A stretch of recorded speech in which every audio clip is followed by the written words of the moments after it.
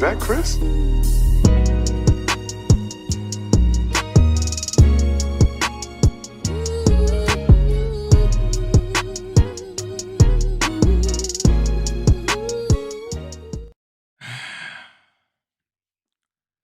I say it all the time, bro. I'm gonna keep saying it and I'm gonna stand on it, bro. We are living in the end times, bro. Situations like this just confirm and really just like be confirmation for everything that I be thinking. But for someone to hurt their own kid, a 2-year-old at that, and after seeing this mugshot, definitely shows that this man was not right in the head. But at the same time, regardless of what's going on, bro, once you take a life, it's up for grabs. You know what I'm saying? Once you take a life, you got to be ready to get rid of yours. And no matter what you do, no matter how mad you were, no matter what type of mistake you make, at the end of the day, once you take a soul, you can't give it back. And once that deed is done, you got to deal with the consequences, bro. It's a very sad situation. I ain't gonna lie. Man, what is good, YouTube? Y'all already know who it is, bro. It's Lucas J here, y'all. Back with another video, man. And today, y'all, we got a crazy and wild topic to talk about. Now, I've been seeing this video trend all over social media, especially on Facebook specifically, man. This man, mugshot, has been trending all over social media, man. Pretty much a 26-year-old Connecticut man has been trending all over social media after he was arrested for pretty much stabbing his 19-year-old girlfriend and his 2-year-old son to death. And it has been going crazy all over social media. Now, we're going to talk about it, and I'm going to try to go into details and show y'all as much as I can and break it down. But before we do real quick, but y'all know my little routine, man. Just hit that like button, you feel me? And comment, tap in if you tapped in down below, bro. I know, smash the notification bell. So for one, y'all can be notified anytime I drop a video. And I can also just keep y'all updated on this situation. Now, I know it's late, y'all. Right now, it is 12:10 a.m. Pretty much 12 in the morning right now, bro. But I had to get y'all this content. It's been trending all over social media, man. The Connecticut man that goes by the name of Javon Tyrese Fletcher has been trending all over social media after he allegedly took his 19-year-old girlfriend life and his 2-year-old son after stabbing him to death. And it has been going crazy over social media. Top story we're following for you right now at 6, a horrific crime rocking the shoreline. A young mother and little boy stabbed to death. And today, the suspect, the woman's boyfriend and the child's own father, faced a judge for the first time. Matt McFarland is your reporter covering New Haven County. He was inside court today and is now live with what we've learned. Matt. Well, Aaron and Mark, the families of the two victims packing a second-floor courtroom earlier today. The judge describing the allegations as serious as it can get. Hope they eat his ass. The anger towards Javon Fletcher and the grief of his alleged actions shared by two families at Milford Superior Court as a young woman carries a child's stuffed animal. Justice, that's all. West Haven police tell us several people inside the Malloy Road apartment building heard Haley screaming and called 911. Officers rushed over, but it was too late. Haley and Tanaj were found inside the apartment, stabbed to death. Fletcher was outside on the ground after jumping through a second-floor window.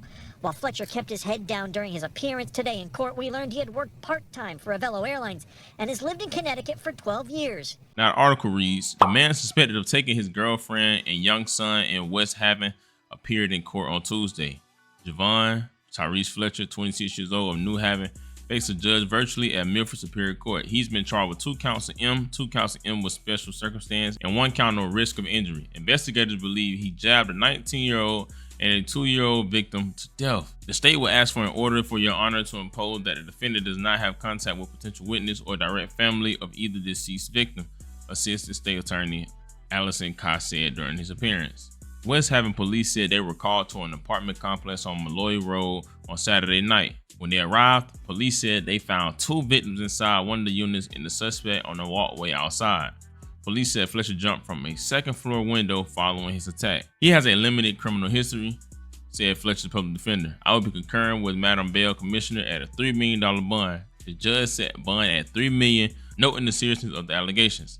Family has identified the 19-year-old victim as Haley Miller. Her cousin, which I can't say her name, Neela, shared how sweet Haley is outside of court. Loved ones remember Miller as a devoted mother, kind person, and bright spirit. She has a young child who was not present at the time.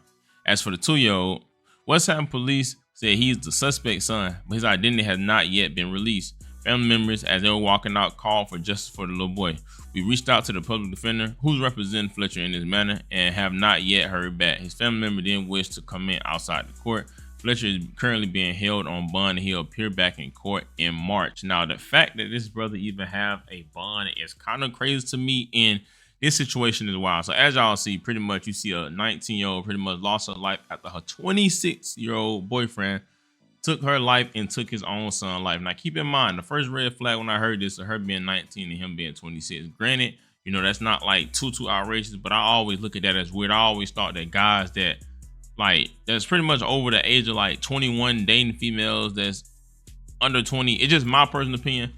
I never was a fan of it, but you know, to each his own. Now this is crazy because not only did he take her life, as y'all seen, you know, and not only did she leave behind her own son, but he took his own son's life. Think about it. He took his own son's life and he also took her life. Now this is crazy because I've been did a little research, whatever the case may be, and the little boy goes by the name of Tanaja. You know what I'm saying? Right now they have a GoFundMe with $11,000 goal. They at $7,600 right now. So y'all, I'm gonna leave the links in the comments down below.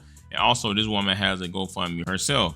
Now, this is crazy because as I said, people are saying that, you know, right now, you know, it's a lot that we don't know about and that this ain't the whole story. But one thing that a lot of people are saying is that he should not be held on bond. Now, I'm not going to hold you. The fact that you can take two people and still somehow get a bond is crazy to me. And if you look at his mugshot, you can kind of tell that this guy is thrown off. Now, I actually did a little research trying to look him up. And I found a picture back from 2022 all the way to now, and you can definitely see the difference. Something was off about this man. Now, this is crazy because this is just a cold-blooded imp. You know what I'm saying? You could tell that this man went in there. They said that, you know, pretty much they heard her screaming, and that's how they ended up finding out, you know, something was going on. They called the police, and they came back, and she was deceased. Now, this is crazy. For one, because 19 years old, man, no 19-year-old should be dealing with that. But also, bruh, you leave behind a son and you weren't even really able there to be there to raise your kid. It's just tough, and you creating different type of trauma. Like, I don't think y'all understand. Taking somebody's life and a family dealing with a death is already trauma, but now that their kid got to grow without a mother, excuse me, is already traumatized, and he got to grow without a father or growing up knowing what his father did. It's gonna be crazy and something they're gonna always remember. Now, this is one thing I don't like. You know, toxic relationships are a serious thing, and I'm not saying that's in this case because they haven't said what driven him, the motive behind why he did it. All they're saying is that he did do it, and there's really no excuse for it. You know what I'm saying? And obviously, I don't like to make excuses for people, but if someone is willing to not only take a girl's life, a 19-year-old at that, but his own kid life, obviously something not right in the head. And if you look at his profile picture, or excuse me, if you look at his mugshot, you can tell a dude wasn't right in the head. But this is why I say females love talking about they love street dudes and they love toxic guys and they like that toxic stuff. And one thing I learned, bro, females that like dudes like that, they always love it in the beginning and they hate it in the end because they end up traumatizing them and they be messing them up for a long time. And which I don't get why our generation promotes stuff like this. We think that being toxic is cool and dealing with street dudes is so raw and it's just so cute. But it's always funny game till it ain't funny game no more. I hope y'all know that these guys ain't cool, bro. They need help. You feel me? Like, these guys are actually thrown off and they will take your life. You know what I'm saying? Now, I don't know what caused the situation, but I'm using that as an example to just say, be careful what y'all lay down with and be careful who y'all opening y'all legs. So be careful who y'all let around y'all kids or let inside your home, bro. Because one thing about it, everybody, and I repeat, everybody looks good in the beginning. The relationship is always cute in the end. I mean, in the beginning. But it's that 6-month mark where you start seeing the person's true color. It's the point where you have a kid with them, or you start spending a lot of time around them. You start seeing what type of person this person really can be. You know, whether that's gonna be a manipulator, that can be abusive. Like, you really never know individual. You have to really sit and wait and get to learn the person. You know, don't be quick to just fall in love and be head over heels over somebody, because that's how you get yourself effed up. Sometimes don't rush things. Sit back. With you dating, don't be too quick to go on dates, do this and do that.